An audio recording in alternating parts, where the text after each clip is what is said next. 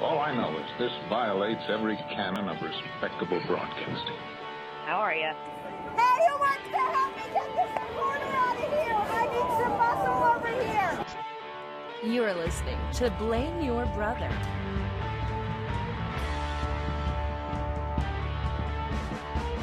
Hello, hello, hello. Welcome back once again to Blame Your Brother, episode 146. We are here once again to deliver to you some great content tonight. We got a special guest, which we will get to in just a second. We're very excited about it.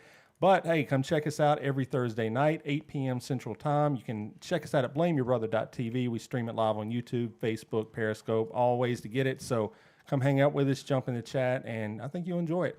And there are three of us that come to you every week. I am one-third of that trio. I am David, a.k.a. D-Brew, voice of the people, Mr. 40%, Glenn Jackson, the Dream Killer. And I'm joined by this man who sits over to the left of me. It's my brother. It's Lee. What up, everyone? It is the Shepherd of the Millennials, needs a new nickname, and, of course, the one and only LeBron Safety Pin. And this guy way over to the right, it's the one and only, it's John. John here, a.k.a. Tico, a.k.a. Mr. Groupon, Mr. PTI, the Madman. They got John Tortorella, a madman. They do have madman. Okay, he's a madman. That's right. So that's three of us, David, Lee, John. And tonight we have a special guest. It is the one and the only. It's Bob Mueller. Say hello, Bob. Hello, everyone. I'm really excited to be here. My good pal Vince Gill calls me Muley, so I guess that's my nickname. There you go. My golf tournament, he calls the Muley. When's the Muley this year? Okay. So there we go. Got an AK. There we go. Okay. So yes, Bob Mueller, WKRN News 2. Lots of things to talk about. People had lots of questions, so we're going to get to that and just have a good discussion in general. But you know, we start the show same way every week. We offer a chance for us to make apologies, retractions, omissions, things we said. Yeah, it's unfortunate. And so we'll start with Lee. Lee, is there anything you said last week you need to apologize for? So you're looking at your notebook there. No, I don't think so. I think you do, uncharacteristically. About what? I think you got ran on a few misogyny alerts. No. Yeah, Nope. When John, the talkie becomes a bit muchy. I feel like that was a little bit over the top. Nope. At least I hope you apologize to your wife. I don't. Okay. John, did you say anything last week? I think I did, but I cannot remember what it was. Hey, Somebody will remind you. Yeah, I'm sure.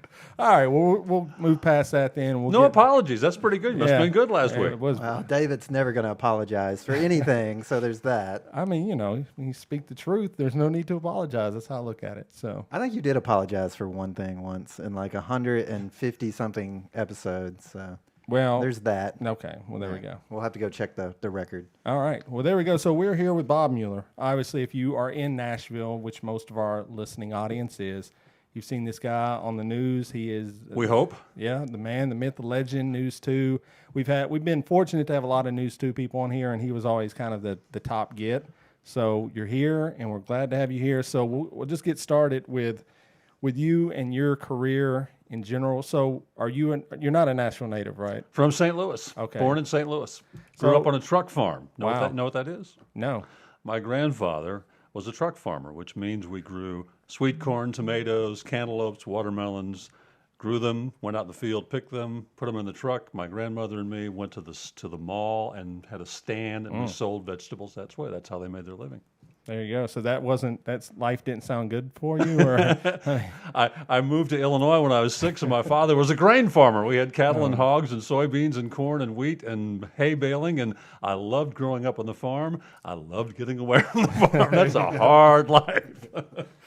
So what age did you start to become interested in entertainment and the news and things like that? You know, I was a little kid. I'll tell you I had 2 turning points, and I was a child of when John Kennedy was assassinated. And I remember to this day being on the kitchen floor watching all 4 days of that coverage, and when it was over with saying to myself, I want to be one of the people telling these stories. So it had a profound impact and moved me in that direction.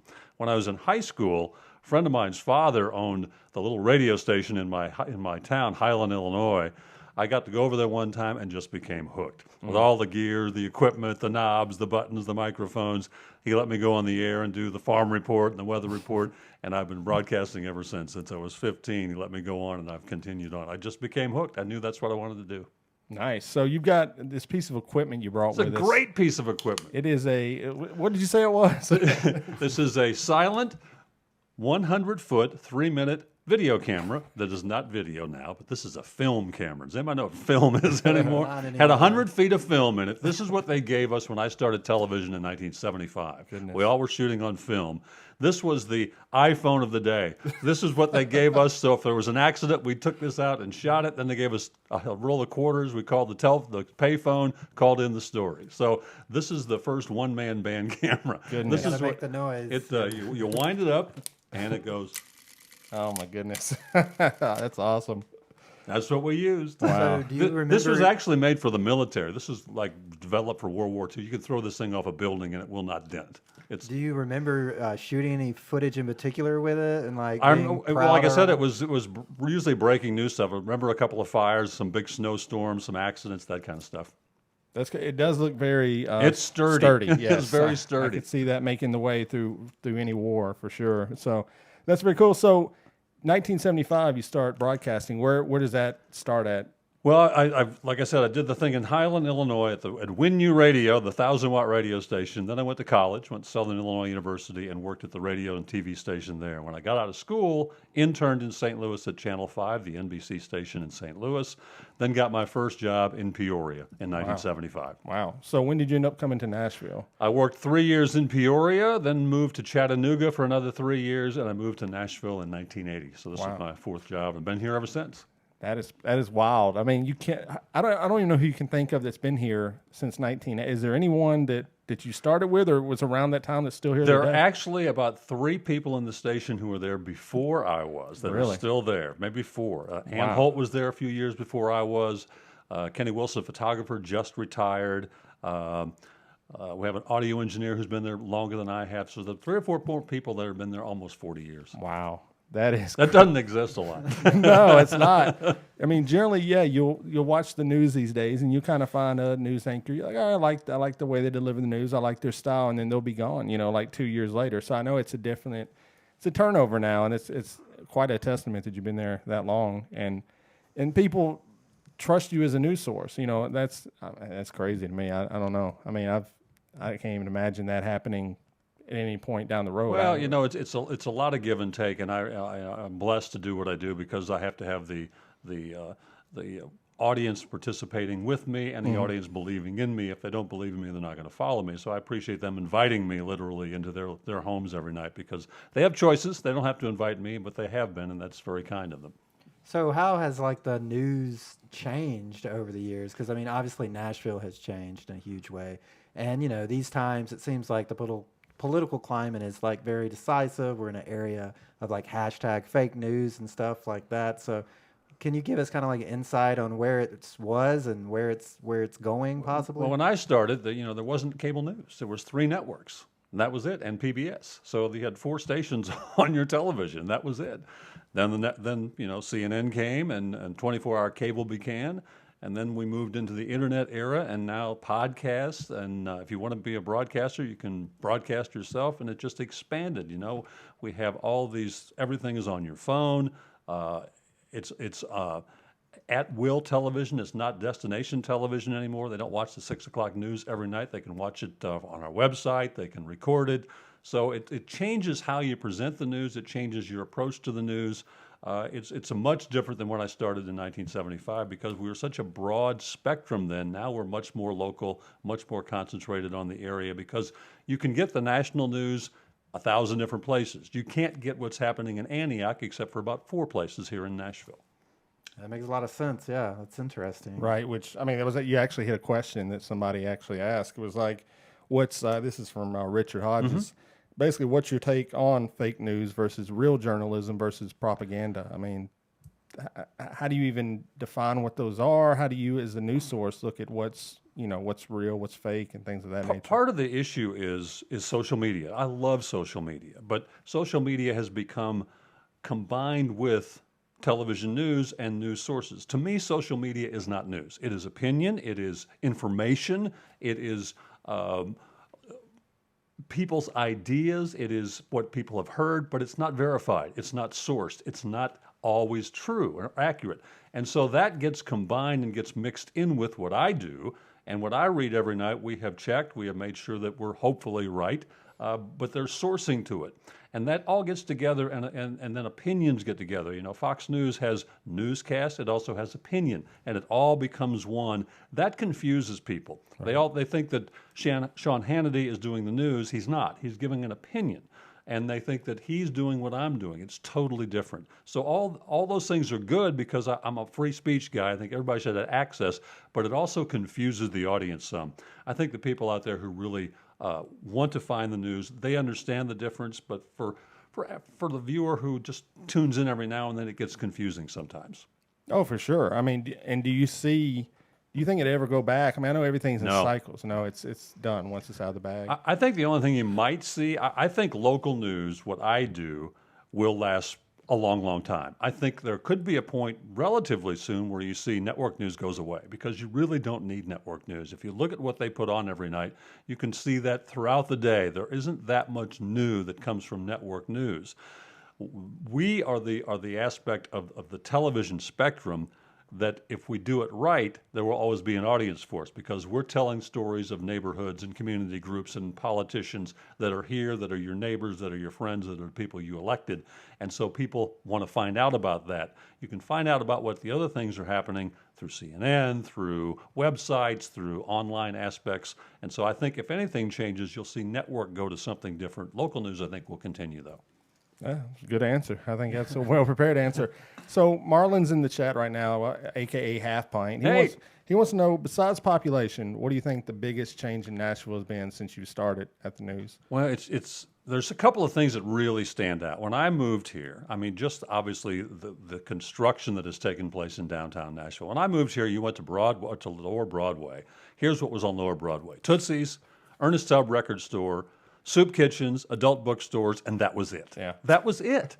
You went to 2nd Avenue, there were abandoned buildings, abandoned, warehouses, and the spaghetti factory. That was it. You could buy one of those warehouses for $5,000 in 1980 because nobody was down there. So that to me is the biggest change, the vitality that is on 2nd Avenue and Broadway and that whole district down there now. I don't think anybody would have guessed it had been that successful, that much of an attraction, and that much of a change. The other big change we talked a little bit about before we went on the air was the restaurants that have come here. There were not many restaurants in Nashville in the 80s and 90s. There were a few. But now every corner has a successful entrepreneur bringing its own version of this taste in here or this delicacy or try this, and they're all successful. Nashville has become a foodie's paradise, and I would have never guessed that would have happened either. No, for sure.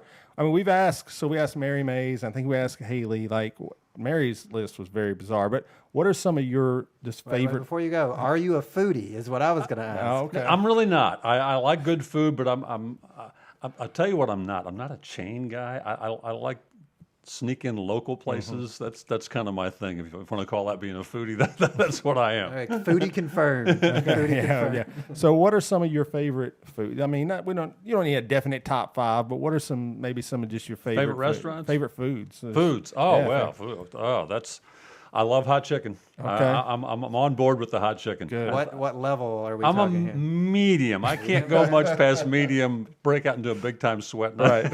But so I guess I'm not full throttle, but I've not gone much beyond medium. There you go. I love Meat and Three, Arnold's Kitchen, Sweats. I love that kind of Southern food. It's comfort food. I love a good steak. There you go. My favorite steakhouse is Sperry's. Okay, that's a good one. That's a good one. Yeah. Like I said, I like locals. I like to go to Rotier's for hamburgers. I like to go to Sweats or Arnold's for Meat and Three. I like to go to Midtown for a nice evening out. There you go. So that's kind of my list. That's a list that's more with this show. Like the food they were listing, I was like, you can't list kale chips is one of your favorite foods. I'm sorry. My wife might go there, but I'm not there. Oh my goodness. What was the clam bake? Is that what Low was Country it? Bowl? The Low Country Country Bowl. Bowl. Yeah. That's the bowl. The bowl. Sorry. It's Yeah, boil. yeah, Bowl. yeah. Bowl here in the South. But yeah, okay, good. I just had Rotier's for the first time about a month or two ago. Yeah, they're just open for a few hours now. They're not open to evening anymore. So good. Best cheeseburger in town. Very good. So if you're in Nashville and you haven't checked it out, it's on West End. Definitely It's hidden. Okay, so I've got to ask you a food question while we're here. Pineapple on pizza. Do we get the thumbs up or the thumbs down? Thumbs down. Thank you. down. Thank you. Yes. Thumbs Yes. down. Yes. Bob Mueller has spoken. John? I guess we all have Thumbs to up. remember. No, you got to say thumbs down now. Bob is spoken. What are you talking about?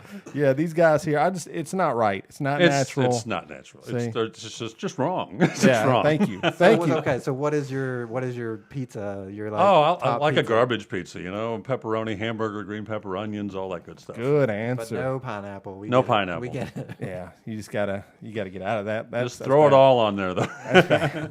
Now we speak of Nashville. Now Lee Worth, not Lee, but another Lee that listens to the show, wants to know what's your thoughts on the pedal tavern and scooter craze that's hit Nashville as of late. Well, that's a good. If you're a tourist, you love it. If you live here, you hate it. Right. Isn't that kind of the Yeah. answer?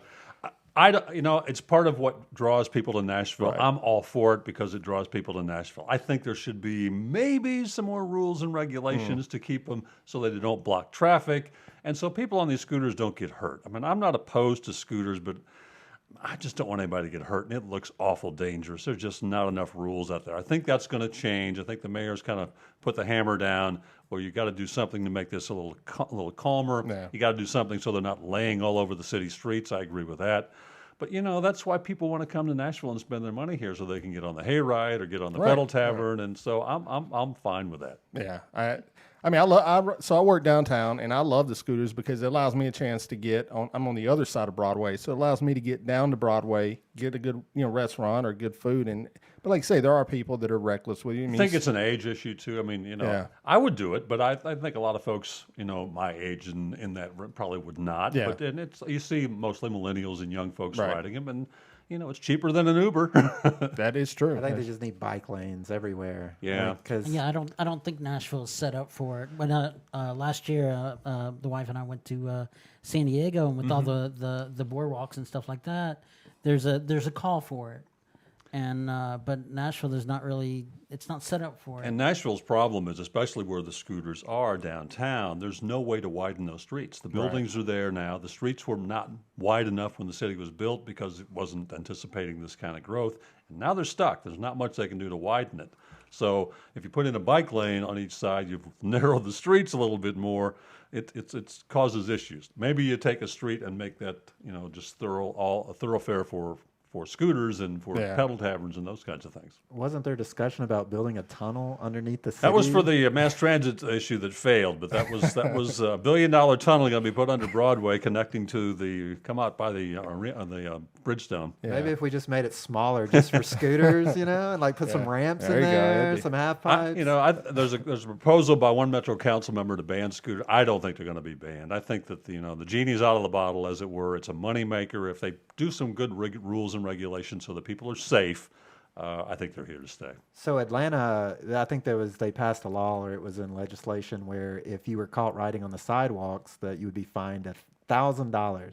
Is that too steep, or is that? Well, if you want to not to happen, that's what you do. That'll keep it from. If it's $5, people are going to ride on the sidewalk. So if you want to make your point, I think I was in Austin recently, and someone told me they had 14,000 scooters in Austin, similar sized city. We've got about 5,000. So as much as you think they're all over the place, it can get a lot more. Yeah, I mean, there's new companies Yep. popping up every day, so it'd be fun to watch. I mean, I think it's great, like I said, but if the infrastructure was a little bit better, we're past that. So what are you going to do? And we've done pedal taverns, and they're fun. It's Do they have a little extra for? Do you have to really pedal them, or they got a little machine that kind of gives you a little go There's a power? machine. Yeah, I thought There's a there was. what? No, that's a lie. No. He's lying. they drive them without anyone on them. No, they do, but they don't run the motor. They don't run the motor when you're- The first time we did it with the guys from 104.5, and we had a blast. And I don't know, it was during the day. The second time it was at night, and the next day I was hurting bad. But then there's people that don't pedal. And you're like, hey man, come on, you gotta. If nobody's pedaling, Carry you your don't weight, pedal man. too. So what you do if you don't want to pedal, just jump on the back seats when you get there and just stay there the entire time, and you'll be fine to go. So it doesn't work.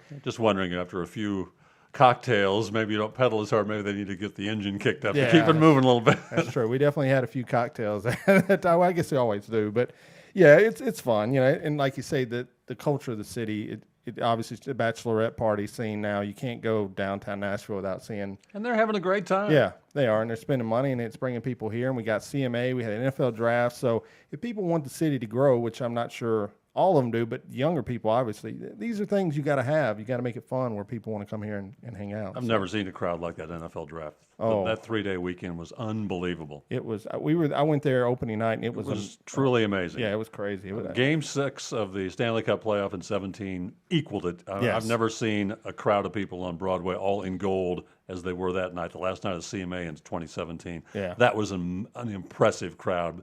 The NFL draft, I think, came close to it. Yeah. You know, our New Year's celebration is also always brings a big crowd and is kind of like lauded as the biggest fireworks throughout the land or something. I don't know if that's a Southern tradition or what. Yeah, it's interesting, too, because there's some folks who like the fact that they now do a big part of it at Bicentennial Mall. There are others who wanted it all down on Broadway.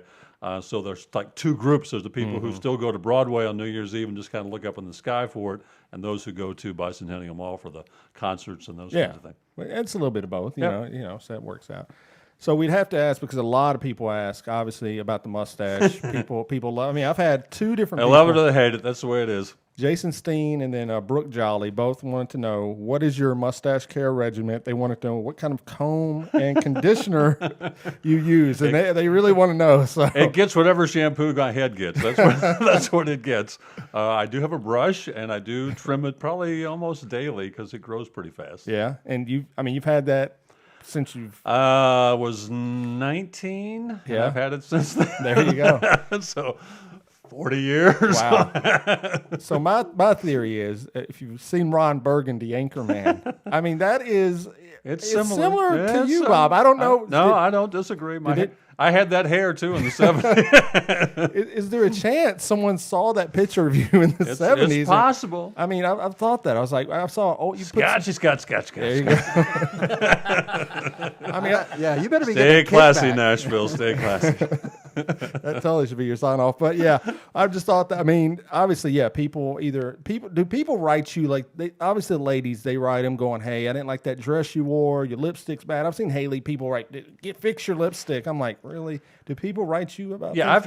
I've had both. You know, you ought to get rid of it. But the most what I've had was, if I have to have a mustache, yours looks good. So Okay. I like that. There So you go.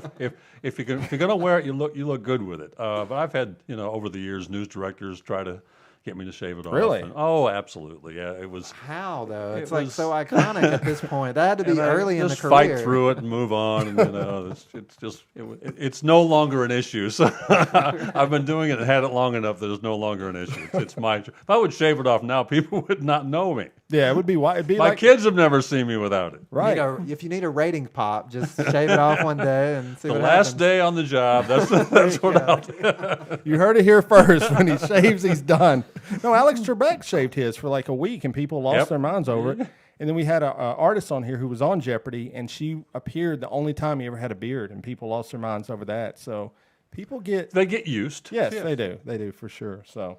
Okay, I've got a weird question for Sure. you. So if like someone in Nashville, like the CM Country Music Television, approached you and wanted to do like a reality TV show of Bob Mueller, would you be all for it? Obviously, How would that work? What would they do? they like follow you around with a camera? Maybe you were telling us Sure, about. I'd do that. That'd be all right. Okay. That'd be all right. So call me CMT. They would. we got They would be so bored. It's so different than what people think. I'm in a studio like we are here, and this Right. is what it is. I do the news every night, talking to a wall. There's nobody in the room. No, they would take you down to Midtown. Get you on a pedal tavern. Cut the brake on There, it. man, there you go, Maybe yep. get you in the Cumberland or something. You mean those shows are scripted, Lee? Is that what little you do? Yeah, reality is very scripted. Call it Muley's Nashville. There you go. So we have a question coming in from the chat on Facebook, and they want to know, what kind of rock bands do you like? Now, you had a little bit of a story before you came on the show. You were telling us, so I think you need to start with your entire musical history. It's going not back long. To, going back to your I was a youth. drummer in high school. We had a high school band, like everybody and their brothers had a high school band, and we played homecomings and weddings and you name it. We did that fun stuff for a couple years in high school, a couple years in college, and it was a lot of fun. I So really did you enjoyed do it. originals? Oh gosh, no, we were covering. No? that, Okay. you know. So who were you Covered like? that. Who were you covering? Like what? Well, was you the- know, this was the 70s and 80s, so, you know, Three Dog Night, Chicago, the Eagles, the Beatles, Nice. Okay. Stones, you name it. That's, you know, the people that were popular in those times, that's who we covered. So is that some of the bands you like though? At the same Yes, time? absolutely. Okay, Yeah, well, I'm a big Eagles fan, pure Prairie League. I like that kind of music. I like kind of country folk a little bit. Right. Jackson Brown, Yeah. John Prine. Okay. There you I'm go. a big Vince Gill fan. He's a friend, so I have to say that. Right. For sure. Yeah, you better. Love the Beatles. I mean, the Beatles are iconic. Obviously, love the Stones. Yeah. You know, I saw the Stones 4 years ago at Nissan Stadium. These guys were 70-something. It was the honest to God best rock show I've ever Wow. seen. It was tremendous how great they were. That bums me out because I was going to go to that show and I didn't. It was so good. Yeah, I've never heard anyone say it was bad. Everyone said it's awesome. So Yeah, you missed that one. That's a bummer. I love the Stones. I mean, Beatles. Yeah, obviously. If anyone asks me what my favorite band is, I think most people will have to say. Saw the Paul Beatles. McCartney play at Bonnaroo a few years ago. Really? That Wow. was cool. Wait a second. You went to Bonnaroo? I did. Like- my daughter goes all the time. I did a day trip. Okay. I went down, saw McCartney, and then came back. Now, did the people approach you? Did people know who you were? Yep. Like, yeah. So, how many times do you go out and people like, can I get a picture with you? Like All the frequently? time, and All the time? I always say this, and I mean this. You know, if people are kind enough to come up to me, I'll be glad to talk to you, take a picture, whatever you want to do. It's very kind of you to recognize me. I tell people all the time, you know, they claim I'm a celebrity. I'm a celebrity in a town where there are real celebrities. So Right, I'm yeah. kind of the B-list celebrity. We got real stars here. We got Carrie Underwood here. We got Garth Brooks here. Right. We got some big name guys. So I just kind of fit in somewhere in that C-list. So do you remember when Bob Seger opened for Kiss? I don't remember that. Okay, They that's do a- that here? I don't know. It came in from Facebook chat. Someone wanted to know. I that. met Bob Seger. He played in the Vinny one year. It was unbelievable how good he was. I bet. So good. Are you talking about the golf or? Yeah, the Vince Gill's golf tournament. Seger came in and played, and then they do a jam session after the day. Wow. And Seger got up and did night moves, did it all. It was so good. Oh, that's cool. That's cool. So, your golf tournament. Now, this is a big thing. I mean, you do it, is it yearly, I right? just finished. It was last weekend. Okay, 23rd year I've done it. Wow. Raised money for multiple sclerosis. We've raised about $1.4 million. Thanks for Wow. asking. And Crazy. celebrity golf tournament. A lot of my friends come and play that are in the music business. We had Jamie Johnson came. He sang at my event. Wow. Don Schlitz, who wrote The Gambler, he Oh, was wow. there and That's played. Larry Stewart of Restless Heart was there. Kelly Lovelace, who wrote everything that Brad Paisley sung, was there. I mean, Wow. Neil Thrasher was there. We had a great group of folks who came Yeah. and performed for the audience and then played golf the next day. So, how is your golf game? I mean, are you. I'm okay. I love the game. I play a lot. Yeah. It's frustrating. Some days are great. Some days are awful. That's the game. So, who are some of the good celebrities and who are some that are, not so good? Most of these guys are pretty good. Yeah. Vince Gill's terrific. He's probably a scratch golfer. Wow, I hate him. okay. He's so talented. Yeah. He plays great golf too. know. I played with Kix Brooks. He's a very good golfer Okay. and a good musician. Kelly Lovelace was great. Neil Thrasher was good. Let's see who else was there. And I just Steve Cropper, Blues Brothers came and played. Really? Yeah. Wow, okay. I got a lot of cool friends. Did he have a harmonica with him? He did On him? not. Oh, man. I was He hoping. probably did. Maybe he did. It might have been in his golf bag. So you're not going to give us anyone that's like you thought were going to be good, but then No, they're I'm not like, going to do how did- that. Well, if somehow we were ever to blow up, we would be terrible at golf. Have you ever played golf, Lee? Once. Once. Yeah. I played once. For, Hard game. Yeah, very hard. I played a charity for work, and I mean, I had a fun time, but I was terrible. I mean, if you could shoot 500 over, that's what I shot that day. So Oh, it wouldn't be that bad. yeah. So Yeah, I have it. So another activity, we were actually just talking to the T. Hottie a couple weeks ago, and he had talked about The ladies in the skydiving. newsroom like him. Most ladies do. So they had mentioned skydiving. Is that something you've done before? I have not done that. Would you? I'd do it. Okay. Yeah. Oh. I've rappelled. I've done a little spelunking, a little caving. So I'd do it. I've got a little thrill seeker in me. I'll tell you what I did do. Back in the 80s, I can't remember what bank building it was. We were on the roof of the bank building next to the courthouse downtown. Okay. They did a fire rescue line down to the Stallman building, and they put me in a basket and ran me down. I did do that. Wow. Well, what was your thoughts? Were you like, okay, It was a let's do little frightening. It was very high up there and windy, but I made it down. Well, the T. Hottie is challenged us pretty much to go skydiving with him. So we're just saying. Does if he you want- skydive regularly? I think that was their first time. Yeah, their but, first time. So I mean, if you They said they loved it though. yeah, so They if you highly want to get in recommend on it, you're more than People welcome. that have done it tell me that once you do it, you'll want to keep doing it. I guess so. I don't know. I've hang glided. Does that count? Yeah, I mean, that's Down in pretty Chattanooga when I hardcore. worked there, did some hang gliding. Well, how was that? It was terrific. It was so quiet and great. It was a tandem. I wasn't doing it alone, but Okay. it was great. yeah. So not the same as the basket experience. No, it was different. It was much calmer. He didn't rock it around as much. It was much better. All right, so I want to get into now Bob Mueller. I mean, if you Google that, you would assume that you come up, there's not another Bob Mueller, but then, recently there's another Bob. So how does he say his He says name? Mueller. Mueller, Bob Mueller. How many tweets, how many messages have you got from people that are thinking they're contacting Bob Mueller? Or I have whatever? gotten every one of his ugly emails, all sent to me. And I've answered a few going, do you really think the special counsel has a Facebook page? Do you really think that? But I take them and that's part of the deal. The Daily Beast did a piece on me. I saw that. Yes, I saw it. It was really good. About my interaction with the folks that love or hate Bob Mueller. Man, Have you ever trolled anyone? Like I met Bob Mueller. You want to hear my story? Sure. This is actually a really good story. It's 2002 in February. I'm in Kandahar, Afghanistan, with the 101st Airborne 6 months after 9/11. So the war in Afghanistan is underway. I'm over there covering the 101st Airborne. I get a tip that the John Walker Lindh, the American Taliban, who just was released from prison, was on the Peleliu in the Arabian Sea and was going to be brought to Kandahar to be taken back to the United States.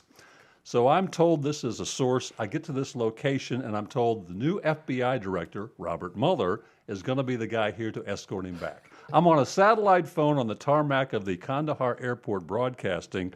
Here they come with John Walker Lindh. So here comes the U.S. Army Jeep, and out gets Robert Mueller. He comes out. I start asking him questions. I'm broadcasting, you're taking him back. You're going to prosecute? Nothing, not a word. I ask a couple more, nothing. So I realize this guy's not going to talk to me. So we catch eyes, and I got my press pass on that says Bob Mueller. And I run my finger underneath it, and he saw me. He gives me a thumbs up and keeps going. That's the whole interaction with Bob Mueller. He never said a word to me. That is a good story. That is great. That is great. Wow. So, where all have you been? I mean, you've been to Afghanistan. What are some other places that stand Been out? to Germany, been to London, been to Tokyo, been to Mexico, been to a lot of different places. All in, that's really interesting because it's all with local news. It was different aspects, different stories that involved Nashville. I went to London on the first London flight in the 90s. I went to Tokyo when Bridgestone, which was headquartered here, was renovating a art museum, and its Renoirs and Monets were going to be brought to Nashville for a 6-month stay. And we went over there and did stories on how they pack them, make sure they're not damaged, and brought over here. So it's always a connection somehow. I went to Afghanistan and Germany with the 101st during the War on Terror.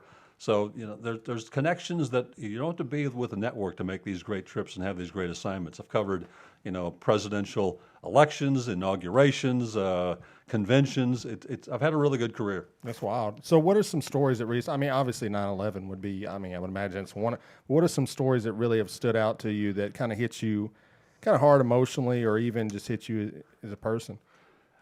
Remember I know you all remember in '94 it was the Black Hawk Down, and Michael Durant, the helicopter pilot. He was from Fort Campbell, and when Michael Durant was rescued from being held captive, we were at Fort Campbell at midnight broadcasting live when they brought him back. And I'll never forget this scene as long as I live. It was filled with troops, filled with civilians, all waving American flags, Klieg lights everywhere. It's the middle of the night. And this giant plane lands and comes up to the tarmac, and they open the doors, and they get Michael Durant out, and he's on a stretcher because he's all beat up, and he's waving an American flag as they bring him down the steps of the plane, and people scream and yell and cheer him on. And it's just one of those moments that I will never forget. And a few years later, I had the opportunity to introduce him as he spoke to a crowd at Lipscomb University. So things come full circle sometimes like that. It's very cool. And someone actually, I was talking to someone about it this week, and their main question was, how do reporters report on some of these horrific stories you hear. I mean, I've heard some after becoming a father for the first time. I would hear stories about these children that were abused and by their parents and died, and I was just tearing up. And I was like, is there somewhere? I mean, you just become accustomed to it, or Well, you don't become accustomed to it, but you do. Sadly, it's part of the job, and you can do it. But it affects us all. Right. There are days or weeks where we've had horrific stories day after day of children injured or killed or whatever, Yeah. and it really wears on you after a while, and you understand why people turn away from the news sometimes because it does get difficult, and we're human beings. It affects us too. You put it behind you, you kind of go and breathe. Sometimes you do, you just kind of change topics, do something to get your mind away from it. It's part of the job. You do get used to it a little bit, but then when the microphone goes down, you go, wow, how could someone do that to somebody? So we do feel it. So Lisa Mays, who was in the chat earlier, has a question. Says, why do news crews pull up in front of homes when there is a fire and broadcast it? Is that really news? Is it appropriate? So I don't know how you're going to tackle that. Well, I understand this. You don't want to dwell on someone in the midst of tragedy. I understand that, and I tell people all the time. We get a bad rap for wanting to interview the widow, as it were, and it's really not true. We ask people, and that's a rule that we have. Do you mind if I ask you some questions? If they say no, we go away. Right. We don't interfere. But a lot of times they say yes. A lot of times it's cathartic for them to express what's happened to them, to tell their story. Right. So that's part of why we go. Also, we go because we want to make sure no one's hurt, make sure the fire department did its job, none of the firefighters were injured, the fire doesn't get out of control. If you live in the area, that you know about it. If you're traveling in the area, you don't go there. So there are reasons why we do it, not just to show the pictures of this house burning. We do it for safety reasons. We do it to make sure that, people who have relatives here who don't live here know that their people are okay or otherwise. So that's kind of part of the reason we have to do that. Okay, that's a good answer. Now, this is another one that's we'll see where it goes, but Raquel Red, big fan of yours, said, your thoughts on WSMV's situation with Demetria Kalodimos. I don't know how much you can go into that, but I've kind of expressed my opinion on this and kind of got a little bit of trouble for it. So I'm going to step lightly. There's a lawsuit pending. They're going to deal with that. I will say only that everybody who employs me and employed Demetria and anybody else has the right to say, you know what, we're done with you. We have a contract. Your contract's expired. We don't need your services anymore. That's part of what life is about. They have the right to do that. My only thought was you didn't have to do it the way they did it. Yeah. And, that's here and there and more. That's between them and her. But that was my only beef. If it's their perfect right to say, thank you, but we're done. I just think, be a man about it, say it to your face and say, thank you for your service and we're over with, rather than leave it in a note and that kind of thing. Yeah, no, I think most people would agree with that sentiment. For sure. Yeah, I'd seen that story where whatever. But yeah, so that's that. I mean, how have you seen? I mean, you've been around obviously for years and years and years. How have you seen kind of women's role in news media kind of change? I mean, I've had the privilege to work with Ann Holt, who was just a trailblazer. Yeah, right. I mean, she was, the first African American anchorwoman in Tennessee. Right. And takes that role very seriously. And she has mentored young women, black and white and Hispanic and you name it. And the business has completely changed. It was very male dominated when I started in the 70s. Yeah. It is run by women now, and more women are getting into broadcasting, broadcast management, executives, producing. Their voice is heard much more because they also have a bigger viewership. So the women's role in television, it's a great career for women because their voice is heard now, and it's important, and we want their skills, and they have different viewpoints than we have. Right. So in that regard, it has evolved 180 degrees from when I started, and it has also opened up new opportunities for women that didn't exist when I started. Yeah, that's for sure. That's good to see. We all like to see that kind of progress. Absolutely. Happen, for sure.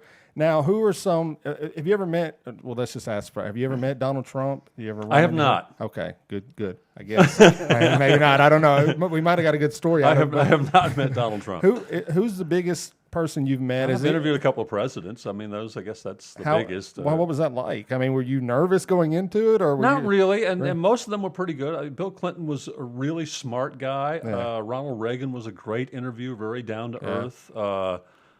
George H.W. Bush was a little stiff, but was answer the questions and talk to Yeah. you. They all had their own personality. It was interesting, you know. Right. Secret Service is there, and they tried to make you relaxed, and you know, not really. They kept an eye on you the whole time. Who are those 5 guys? Well, you're fine. They'll But just, yeah, most people, you know, Why are there red dots all over my body? most politicians and people like that, you know, they Yeah. want to get their message out, and so it was interesting doing it in the White House. You know, I interviewed Bill Clinton in the White House, and that was a treat. wow, that's crazy. I can't even imagine, you know, like that's. It's pretty special. So have you met anyone that did kind of make you nervous? Like I'm talking just on any level, like any Yes. celebrities, like who? Like I was you were just overwhelmed in by- awe by? Oh or- well, sure. I mean, yeah. I met Wayne Gretzky. Oh, there we go. There we I go. play a little hockey with my kid. I was impressed you by go. that. That was I was waiting. yeah. Met Meadowlark Lemon. I mean that was he passed away recently. That Right. was one of those once in a lifetime. Met Arnold Palmer and Jack Wow. Nicklaus. There you go. Yeah, those people. Those are the real deal. There. That's serious stardom there. Yeah, for Like sure. presidents. Very nice. Have you met Tiger yet? I have not met Tiger Okay. Woods. Well, I mean, it might happen. I mean, You he's never coming know. back. You know, May It's- come to Nashville at some point. he's had a very interesting career arc. You know, I mean, it's been fun to watch. He's playing in the U.S. Open, and he's got a chance to win it. Yeah. So we'll see what happens. Never would have predicted that. you know. I thought he would win another golf tournament. I did not think he would win another major, and he won the Masters Yeah. this year. So that's fun to watch for sure. Crazy. So now you do a program, obviously WKRN, and then you do a program this week with Bob Mueller. And so was this kind of your idea? So This is my baby. Okay. They let me do this. I'm a political junkie. That's really what I've been doing most of my career is Okay. covering politics. And I really believe that this is a political town. Being the state capital, I think people pay attention to politics. They pay attention to local politics, and they want to hear from their elected officials. And there aren't many outlets for that voice. I try to provide one of those outlets. I provide. You know, I let the people on the left, the people on the right talk, and give their opinions. I try not to give too much of my opinion, but just bring the information out and let people know what's going on in the state capitol, let people know what's going on in the Metro Courthouse. We don't have time to get all of that on the news because of other events. So Right. I get to kind of explore bigger issues a little longer, talk to people with a little longer interviews. I just did an interview today with a Democratic representative about the speakership going, the issue going on with Glenn Cassidy resigning and how we're going to replace that. So those are the kinds of things on my show that get a little more detailed that I think people are interested in that we don't have time for specifically during a regular Right. newscast. And I was saying before we started, I mean, I love it. I've stayed up many nights going, I probably need to go to bed, but I'm going to watch this Well, anyway. thank you. I appreciate that. And it is representative of both sides. You know, like I said, you'll get this guy talking, the other guy talking. There's no screaming. There's no yelling. There's no, you know, all that. I think you can have civil discourse. You can Yeah. disagree, and you know, but you don't have to scream at one another. I Right. have nothing wrong. You know, I think differing opinions are great for this country. That's what this country was built on, and people need to hear those different opinions to decide which is theirs, and maybe their opinion will be changed. I agree. Amen. So people need to check. When does it air? Is it? It airs 6 o'clock on Saturday, 11 o'clock in the evening on Sundays. Okay. Sundays is when I was definitely watching. It's always there, 6 o'clock because of basketball and if you Okay. like football and stuff. It gets moved around on Saturdays, but it's always 11 o'clock on Sunday night. Now, were you an athlete in high school? Did you play? A little bit. I played baseball, football. Okay. Played a little hockey. There you go. That's rare to play. Well, yeah, We obviously. grew up playing pond hockey. You Yeah, know, that's in the true. Midwest, we skated playing pond hockey. Yeah. I loved baseball. I was a catcher. Loved football. I was a defensive end. Really? Yeah. Wow, look at everybody that. was smaller back then. I'd be a safety today. Not bad still. No, it was fun. Yeah.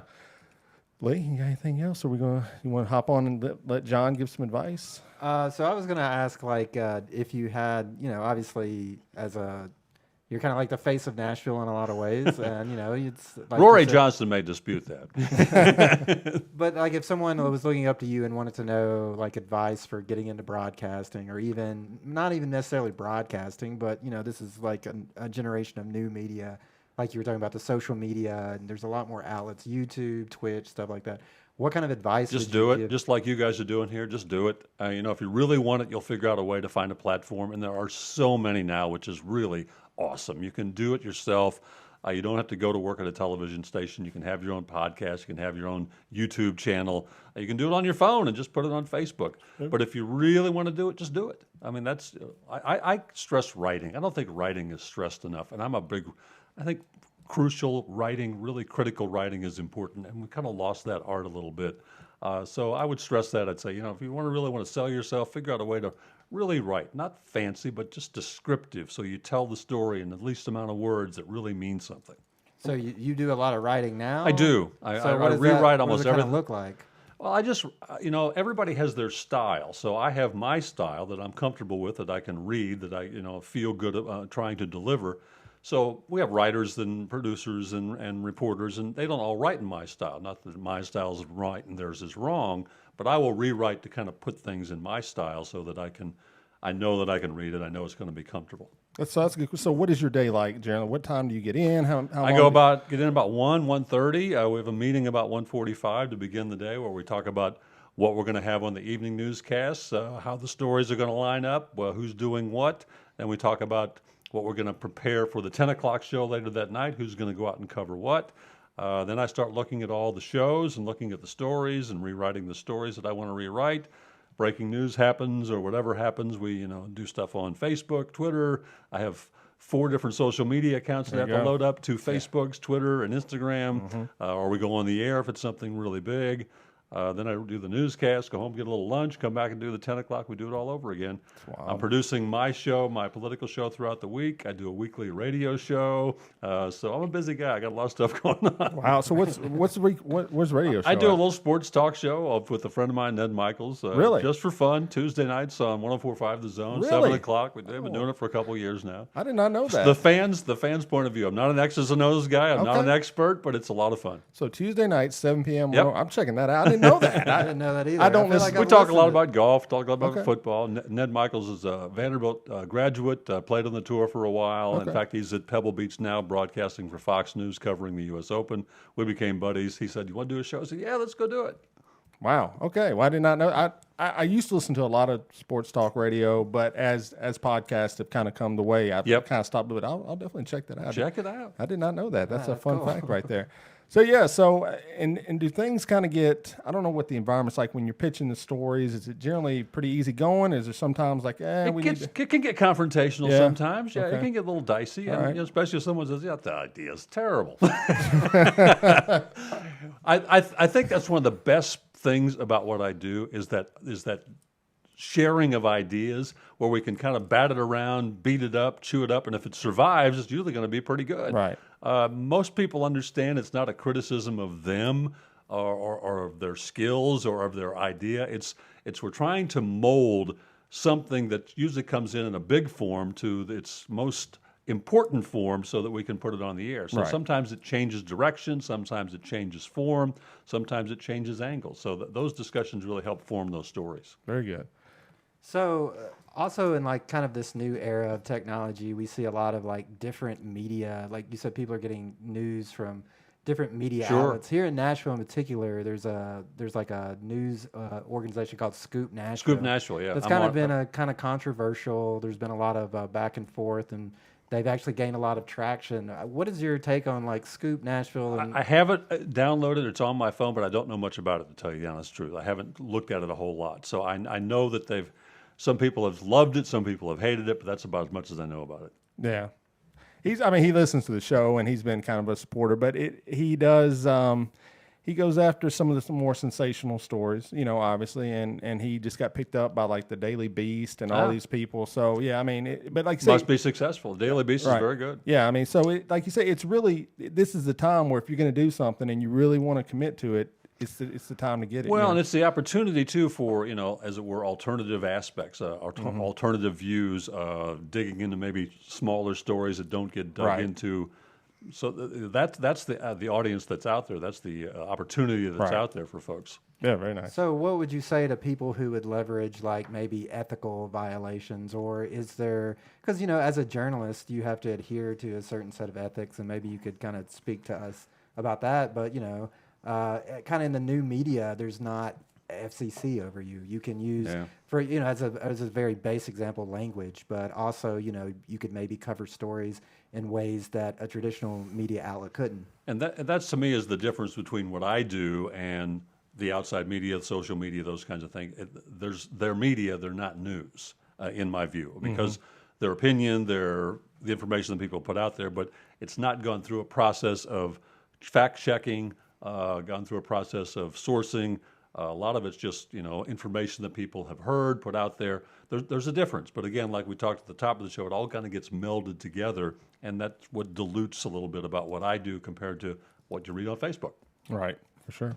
Well, we do every week, we do a little weekly segment where this guy here, here we go. Who hasn't said much, but he's going to speak now. People write in with questions, and he tries to give answers. And Bob, we will jump in when it goes off the rails, like it always does. It will. It's called Dear John. I like this.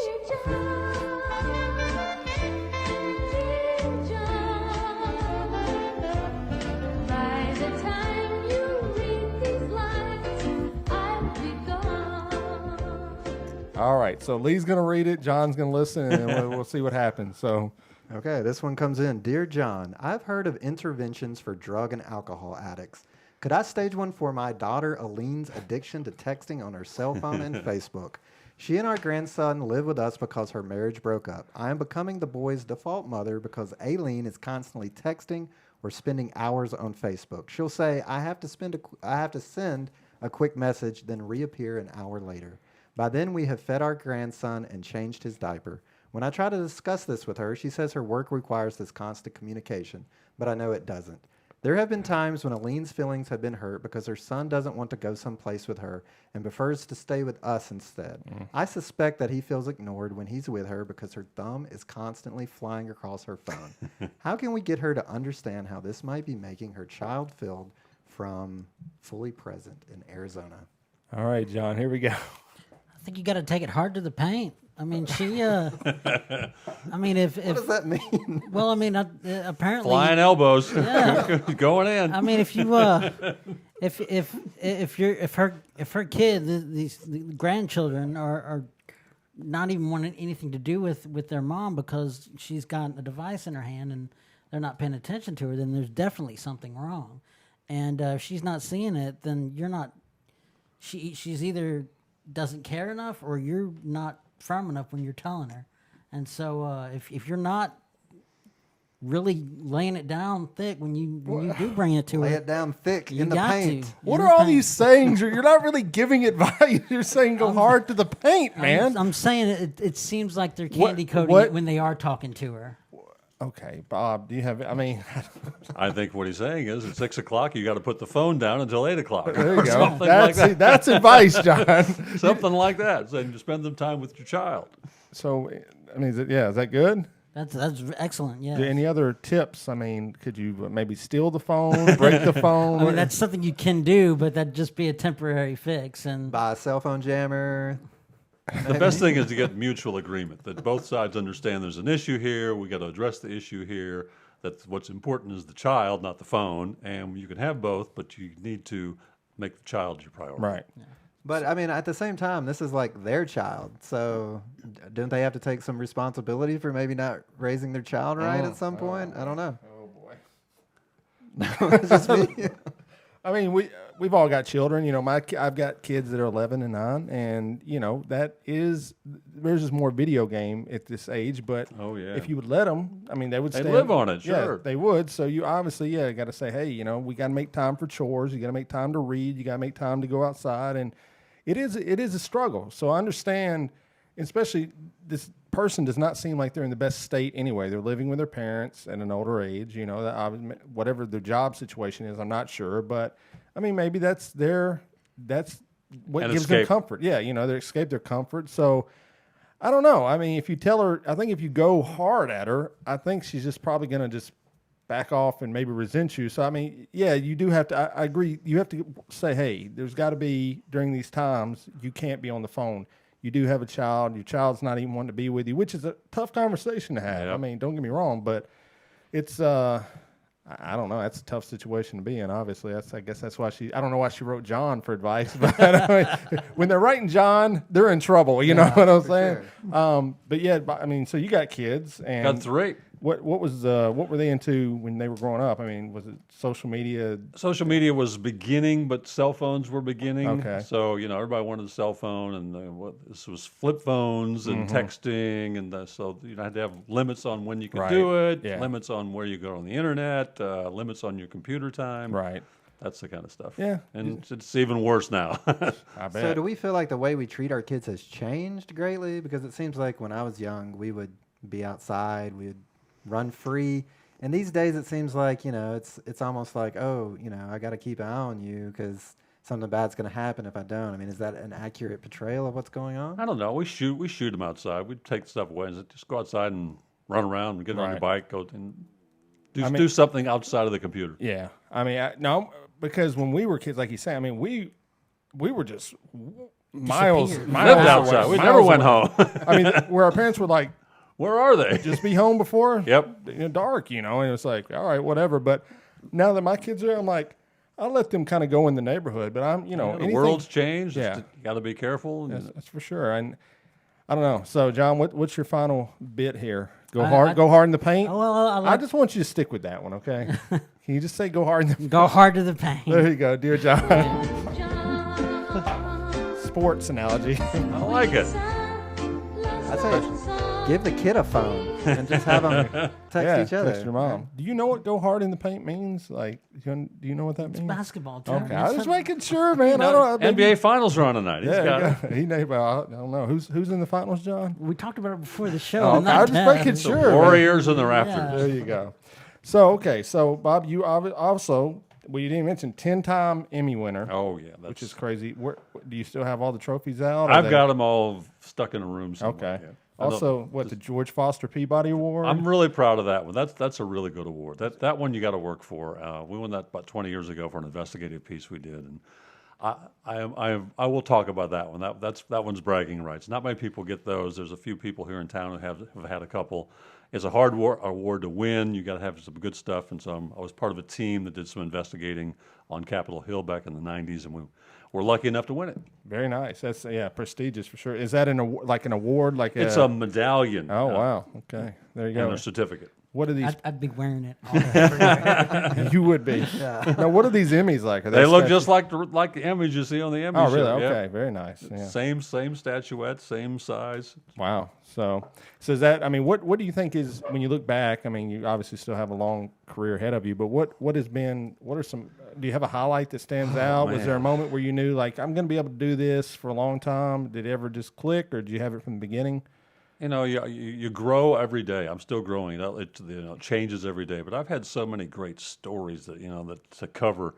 That just it seems like I got very lucky with my career with some of the things. I was blindfolded and driven into the woods to interview David Duke. In this, yeah, Whoa, and I was a little crazy, but we did it. We got the interview. I covered the. Wait, when was this? Wait, when was this? 79 or 80. We were doing a documentary on the Ku Klux Klan, and we made a contact. And David Duke got in touch with us and said, "I'll have some people that will bring you to me, and we can interview us." And we were dumb and stupid and said, "Sure, let's go." So two guys with guns on their side came to a restaurant and picked us up and said, "You want to go?" And we said, "Yeah, we want to go." Put us in the back of the car, put hoods over us, and away we went. Found ourselves in the middle of the woods somewhere in some county in Tennessee with a trailer, a mobile home park, and there was David Duke. We got the interview, we survived, and got out of it. Was it like Game of Thrones? Was he like sitting on a chair? He was just come walking out of the trailer when we got there. So what was he like? I mean, I've heard a lot of people. He was a little creepy. He had creepy eyes. Had scary eyes. Really? Yes, I'll never forget his eyes. Very creepy eyes. I mean, were you worried at any point? Like, I was too young and stupid to be worried. Yeah. I was, it was my 20s. Would you live forever? I don't know if I would do that today. I don't know if I'd let someone blindfold me and drive me into the woods today. Wow. I mean, what did he have? Do you remember what he had? Obviously, you probably do. What were his points? I've still got the documentary somewhere. Really? And, well, his points were, as his professes, is that, a white authority, a white country is better. And that was his spiel. And there are sadly too many people who believe that. Yeah, there are. So that was... Yeah. That is a wild story. That is crazy. I was shot at in Peoria. Really? One of the first jobs I had was covering the police report. We got a call that there was shots fired. We drove up on the scene. There's an officer prone in the ditch. I get out of the car. Bam, bam, bullets land right next to me. I jumped in the ditch next to him. He reached in his sock, pulled out a second gun, threw it to me, and said, "Shoot back." What? Did you? I did not. I got as low as I could get. Wow. These are the wild stories right here. These are the war stories. Oh my goodness! Does anything top that one? I mean, that is. Have you got time? One no, best. we got time. Okay. Please. Here's my best story because it's so meaningful. When I was going to Afghanistan, we're flying from Fort Campbell to Germany and then flying on to Afghanistan. We're flying in this giant cargo plane with about 400 troops, and they're all kids. They're all 19, 20 years old. And we leave, and they're all noisy and loud, and, and we're about 2 hours into the flight when suddenly the pilot comes on and goes, we're now going to circle, and we're circling in New York over ground zero. And everybody gets to the side in the window, and we circle it, and this was in February of 2002, 5 months after the attack. And the Klieg lights were still on. You could still see people walking down there. You could still see smoke coming up. And that plane got dead quiet. And everybody in the uniform, everybody in the media, everybody in the plane then realized looking down, this was the reason we were above this place, and where they were going was the reason they were going there. So it was one of those moving moments to me. I get chills thinking about it now that, it changed the whole feeling of the rest of the flight for these kids. It got quiet. They got more introspective. And, they're 19-year-old kids. Wow. That's I actually, a couple of years back, I went to the 9/11 Memorial, and, I was in tears walking through it. It's quite moving, and I can't even imagine that. That's crazy. Yeah, that was a wild day. We were on the air for hours on 9/11 because, the networks covered most of it, but if you remember right, planes were being grounded. Nashville was a central location. We had hundreds of planes landing at the Nashville airport. There were bomb threats at the federal building, so we were cutting in and out, covering the local news here, partnering with ABC as they were covering what was going on in New York. It was a crazy, crazy day. How many hours? You were there probably. Oh, I got there.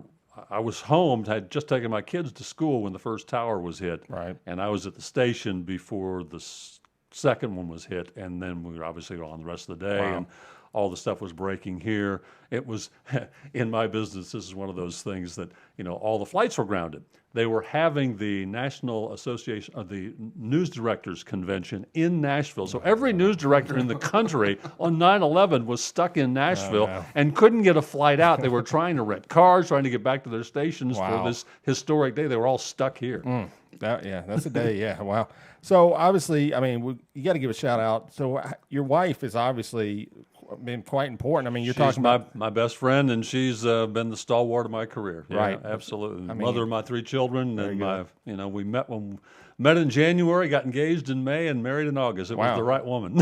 Wow. Been married 39 years. Well, congratulations. Thank you. I can imagine in a situation like that, you do need someone that's there for you. She's my relief. She's my relief valve. I can talk to her. She was a journalist too. She was a newspaper reporter, and so we have the same views. We have the same interests. We both are political junkies, and we can talk about Very it. So nice. It's nice to have that ear to listen to, so you can express how frustrating the day was, how good the day was. There you go. Well, that's a good note to kind of wrap it up with. So before we do that, how can people just shout out all your social medias? Bob Mueller at WKRN on Facebook. It's 12 Bob Mueller on Instagram and Twitter. So just come and like all my Facebook pages. I think Haley said the same thing. We're in a competition to get as many likes as possible. So all right. Come on my Facebook page, WKRN Bob Mueller, and like it. There you go. Well, thank you so much for coming on. I enjoyed it. Thanks, guys, for asking. It's been a blast. So we are Blame Your Brother. If you want to go check us out, you can do that at blameyourbro.com. It's our website. Like we say, it's got all of our articles up. Adam Cox, our head writer, pop culture stuff, all of our ways to follow us on social media, ways to grab the podcast. You can buy merchandise. You can use our Amazon link to buy things and help us out. And don't forget, we're streamed every Thursday at radiovegas.rocks. That's radiovegas.rocks. And then on Friday, you can listen to the show at comingrightedup.org. Both those networks help us out, and we appreciate that. And if you want to email the show, you can send us an email through the website. You can write John, write us, write what you thought about Bob's great stories, great interview. It's all there. And then you can also send us a voicemail. It's all there. Do it. Subscribe. Tell your friends about it. Leave us a review. Do all that fun stuff. And Lee, I guess with that being said, is there anything else? Don't blame yourself when you can blame your brother.